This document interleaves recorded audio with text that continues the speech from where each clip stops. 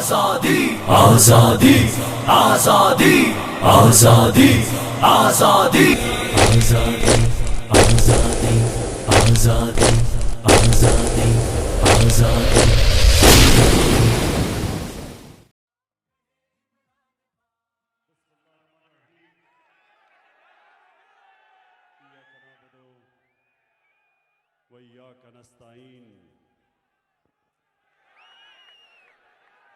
पहले तो मैं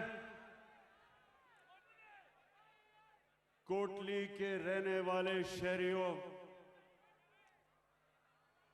मेरे प्यारे कश्मीरियों और पाकिस्तानियों, इस शानदार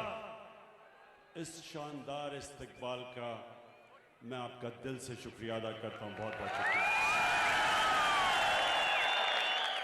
आज मेरे यहां आने का मकसद दुनिया को एक पैगाम देना है कि दुनिया ने कश्मीर के लोगों से 1948 में एक वादा किया था। यूनाइटेड नेशंस की सिक्योरिटी काउंसिल की रेजोल्यूशंस के मुताबिक कश्मीर के लोगों को हक मिलना था अपने मुस्तकबिल का फैसला करने के लिए। तो आज मैं यहां आया हूं सबसे पहले तो दुनिया को याद कराना कि वो जो हक दिया गया था कश्मीर के लोगों को, वो वादा पूरा नहीं हुआ। जबकि यही यूनाइटेड नेशंस की सिक्योरिटी काउंसिल ने ईस्ट तिमोर, इंडोनेशिया, एक मुसलमान मुल्क का एक जजीरा था, वहां क्रिश्चियन ज्यादा थे, उनको वही हक ईस्ट तिमोर को दिया गया और वो बड़ी जल्दी पूरा किया गया। रेफरेंडम करवाया गया और उनको आजाद कर दिया। तो मैं आज यूनाइटेड नेशंस को याद कराना चाहता हूं। मैंने यूनाइटेड नेशंस की जनरल असेंबली में भी याद कराया, आज भी करा रहा हूं और हमेशा याद कराऊंगा कि आपने अपना हक पूरा नहीं किया। आपने जो वादा था वो पूरा नहीं किया। और दूसरी चीज, मैं कश्मीर के लोगों को यह कहना चाहता हूं कि इंशाअल्लाह जब ये आपको आपका हक मिलेगा, कश्मीर के लोगों को मकबूजा कश्मीर और आजाद कश्मीर, कि जब आप अपनी मुस्तकबिल का फैसला करेंगे और कश्मीर के लोग इंशाअल्लाह जब पाकिस्तान के हक में फैसला करेंगे, मैं ये भी आज कहना चाहता हूं कि उसके बाद पाकिस्तान कश्मीर के लोगों को वो हक देगा, उनको वो राइट देगा कि आप आजाद रहना चाहते हैं या आप पाकिस्तान का हिस्सा बनना चाहते हैं। ये आपका हक होगा। मैं आज दूसरी वजह से यहां इसलिए आया हूं कि मैं मकबूजा कश्मीर के लोगों को एक पैगाम देना चाहता हूं। और जिस तरह अभी मेरे से पहले वजीर खारजा ने कहा कि सारा पाकिस्तान आज मकबूजा कश्मीर की अवाम के साथ खड़ा है, लेकिन सिर्फ सारा पाकिस्तान ही नहीं आपके साथ खड़ा, मुसलमान दुनिया आपके साथ खड़ी है। अगर मुसलमान हुकूमतों में किसी की वजह से भी अगर वो आपको आज सपोर्ट नहीं कर रही, ये मैं आपको यकीन दिलाता हूं कि सारी मुसलमान दुनिया की अवाम मकबूजा कश्मीर के लोगों के साथ खड़ी है। बल्कि मैं इससे भी आगे जाता हूं, वो लोग जो मुसलमान भी नहीं लेकिन जो इंसाफ पसंद हैं, वो भी सब आज समझते हैं कि कश्मीर के लोगों को वो हक देना चाहिए जो यूनाइटेड नेशंस ने वादा किया था। मैं ये भी कश्मीर के मकबूजा कश्मीर के लोगों को आप पैगाम देना चाहता हूं कि हमें सब एहसास है जिस तरह के जुल्म आप पे हुए और हो रहे हैं, जिस तरह घरों में खबर आती है, मां बाप को खबर आती है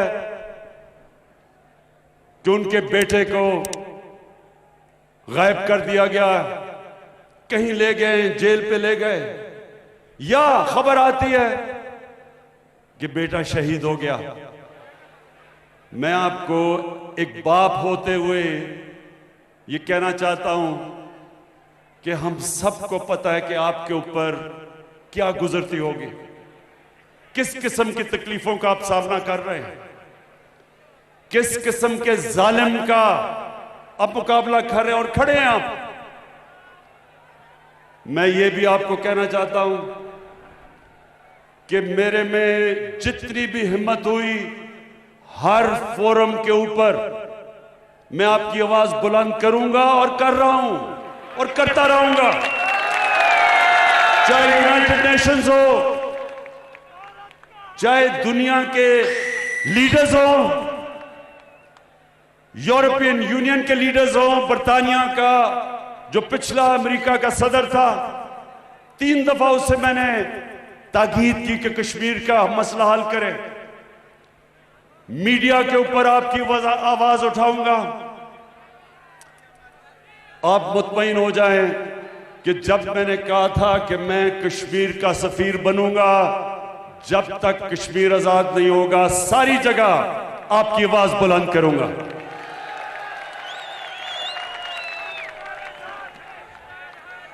मेरे कोटली के शहरियों, मैं अब आपको ये बताना चाहता हूं कि जब हमारी हुकूमत आई तो मैंने पूरी कोशिश की कि हिंदुस्तान को हम एक दोस्ती का पैगाम दें, उनको समझाएं कि कश्मीर का मसला ये आपके जुल्म से नहीं हल होगा। दुनिया की तारीख ये बताती है कि कोई भी दुनिया की ताकतवर फौज एक आबादी के खिलाफ नहीं जीत सकती। जब एक कौम सारी खड़ी हो जाए, बड़ी से बड़ी फौज दुनिया की तारीख हमें बताती है कि फेल हो गई। अमेरिका सुपर पावर वियतनाम में नहीं जीत सका, 30 लाख लोगों की कुर्बानी दी वियतनाम के लोगों ने और आखिर आजाद हो गए। सुपर पावर नहीं जीत सकी। अफगानिस्तान की तारीख बताती है कि कितनी सुपर पावर्स आई हैं अफगानिस्तान में, लेकिन एक आबादी के खिलाफ कोई सुपर पावर नहीं जीत सकती। अल्जीरिया में फ्रांस ने कितना जुल्म किया, लेकिन आखिर आबादी के खिलाफ फ्रांस नहीं जीत सका। हिंदुस्तान 9 लाख फौज ले आए, ज्यादा भी फौज ले आए, लेकिन वो एक आबादी है कश्मीर के लोगों की जो आपकी गुलामी कबूल कभी नहीं करेगी। जो बच्चा पैदा होता है कश्मीर में, उसके भी दिल में सबसे पहले आजादी का जज्बा जाता है। जितने मर्जी जो मर्जी आप करें कश्मीर पे, 1 लाख कश्मीरी शहादत दे चुके हैं। मैं आज हिंदुस्तान को कहता हूं कि ये आप कभी जीत सकते ही नहीं। जब एक आबादी मानती नहीं है आपको। और जो थोड़े से लोग कश्मीर में हिंदुस्तान की हिमायत करते थे, जब से 5 अगस्त से जो आपने जुल्म करना शुरू किया, लॉकडाउन किया, कर्फ्यू लगाए, वो भी थोड़े से लोग आज आजादी चाहते हैं। कोई हिंदुस्तान, कोई कश्मीर का सियासतदान जो प्रो इंडिया हो, मैं आज आपको लिख के देता हूं कि वो कभी वोट जीत ही नहीं सकता, इलेक्शन ही नहीं जीत सकता हिंदुस्तान कश्मीर में। इसलिए मैंने जो पहले आपसे नरेंद्र मोदी, मैंने कोशिश की थी आते साथ ही कि हम अपने ताल्लुकात ठीक करें और कश्मीर का मसला हल करें डायलॉग के जरिए, यूनाइटेड नेशंस की रेजोल्यूशन के तहत हम हल करें। मैं फिर से आपको कह रहा हूं कि और कोई दूसरा रास्ता नहीं है। मैंने जब आपको तब कहा तो मुझे समझ नहीं आई, शुरू में मुझे समझ ना आए कि ये क्यों नहीं मेरे साथ आगे बढ़ रहा है, डायलॉग क्यों नहीं कर रहा। फिर जब पुलवामा हुआ और पुलवामा के बाद जब बालाकोट पे हिंदुस्तान के जेट ने आके हमारे दरख्तों को शहीद किया,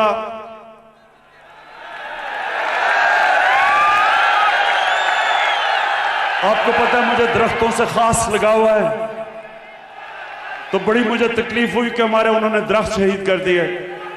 लेकिन तभी मुझे पता चल गया कि ये अमन नहीं चाहते, ये दोस्ती नहीं चाहते, बल्कि वो पुलवामा को इस्तेमाल कर रहे थे और बालाकोट को इलेक्शन जीतने के लिए। और वो जो इनके एक सहाफी गोस्वामी, उसकी जो मंजर आम में आया, पता चला कि पहले से प्लान किया हुआ था कि उन्होंने हमला करना चाहे। और मैं कहता गया कि हमारा पुलवामा से कुछ नहीं था, पाकिस्तान पुलवामा के पीछे नहीं था, लेकिन पहले से प्लान किया था कि बमबारी करेंगे, उसको इस्तेमाल करेंगे इलेक्शन जीतने के लिए। फिर मंजर आम में क्या आया,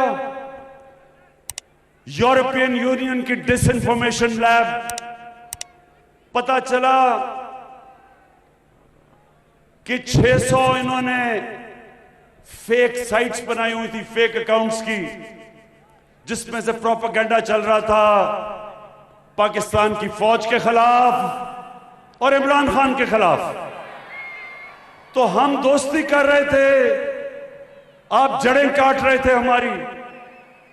लेकिन आज अब सबके सामने जो आरएसएस का एजेंडा था, जो उनकी आइडियोलॉजी थी, वो सबके सामने है, मंजर आम पे है। मैंने हर फोरम पे कहा कि जब भी कोई आरएसएस जिस तरह का एजेंडा लेके आया, हमेशा असल नुकसान अपने मुल्क को करवाया। आज हिंदुस्तान में हालात देखें, मुल्क तकसीम हुआ है। असल में आरएसएस की आइडियोलॉजी ने सबसे ज्यादा नुकसान हिंदुस्तान को पहुंचाया और पहुंचाएगा। आज हिंदुस्तान के किसान निकले हुए हैं, मुसलमानों के जो हालात हैं वो सबके सामने हैं। जो उन्होंने 2 सिटीजनशिप की लेजिस्लेशन लेके आए, मुसलमान अलहदा तंग, किसान अलहदा तंग, जो अकलियतें हैं हिंदुस्तान की वो सब डरी हुई हैं, क्योंकि इस तरह की आइडियोलॉजी थोड़ी देर के लिए तो फायदा पहुंचा देती है, इलेक्शन भी जिता देती है, लेकिन उसके बाद माशरे का सबसे ज्यादा नुकसान इस तरह की फैशिस्ट आइडियोलॉजी करती है। हमारे नबी सल्लल्लाहु अलैहि वसल्लम रहमतुल आलमीन थे, इंसानों के लिए रहमत बन के आए थे, रहमतुल मुस्लिमीन नहीं थे, सब इंसानों के लिए रहमत बन के आए थे। उन्होंने सब इंसानों को इकट्ठा किया, तकसीम नहीं किया। दुनिया की तारीख का सबसे बड़ा लीडर, ना कभी कोई माजी में आया और ना कोई आ सकता है। तो हमें अल्लाह ने कहा उनकी सुन्नत पे चलो, जो भी उनकी सुन्नत पे चलता है वो होता है लीडर। कायदे आजम, जब कायदे आजम ने सियासत शुरू की तो हिंदू मुस्लिम एम्बेसडर कहलाए जाते थे, इंसानों को इकट्ठा करने वाले लीडर कि मिलकर आजादी की जंग लड़े। जो नेल्सन मंडेला, जो सारा साउथ अफ्रीका उसको क्यों मानता है, उसने इंसानों को इकट्ठा किया, तकसीम नहीं किया। एक तकसीम हुए माशरे को जोड़ा। तो नरेंद्र मोदी, मेरा सबसे बड़ा पैगाम आपको ये कि आप जो हिंदुस्तान को तकसीम करके, ये हिंदुत्व की जो आइडियोलॉजी है, ये आपको इलेक्शन तो जिता देगी, ये हिंदुस्तान की तबाही, ये तबाही की आप बुनियाद रख रहे हैं। तो आज मैं फिर से आपको कहता हूं कि कश्मीर का मसला हमारे साथ मिलकर हल करें। और उसके लिए सबसे पहले जो आपने 5 अगस्त को ये कदम उठाया था 370 आर्टिकल खत्म करने का, उसको रिस्टोर करें और फिर हमारे से बात करें और यूनाइटेड नेशंस की रेजोल्यूशन के तहत कश्मीरियों को वो हक दें जो दुनिया की कम्युनिटी ने, वर्ल्ड कम्युनिटी ने जो हक दिया था वो दें। हम तैयार हैं आपसे फिर से बात करने के लिए। लेकिन फिर से मैं कहता हूं, इसको कभी ये ना समझें जो मुझे लगता है पिछली बारी आपने समझा था कि हम कोई कमजोरी के आलम में आपसे दोस्ती करना चाहते हैं। ये मुल्क पाकिस्तान, ये मुल्क उन लोगों का है जो ला इलाहा इल्लल्लाह के कलमे के ऊपर मुल्क बना था। अल्लाह के सिवा किसी के सामने ये झुकने वाले लोग नहीं हैं।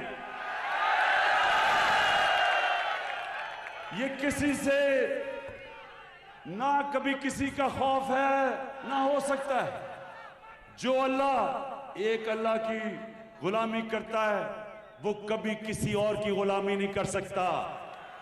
इसलिए कभी ये ना समझना कि जब हम कहते हैं हम आपसे दोस्ती करेंगे कि हमें किसी किस्म का खौफ या डर है। हम चाहते हैं कि कश्मीर के लोगों को उनका हक मिले। हम चाहते हैं ये जुल्म खत्म हो। हम चाहते हैं कश्मीरी भी अपनी जिंदगी का खुद फैसला करें।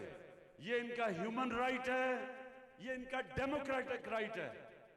और इंशाअल्लाह इस राइट के लिए सारा पाकिस्तान कश्मीर के लोगों के साथ खड़ा है।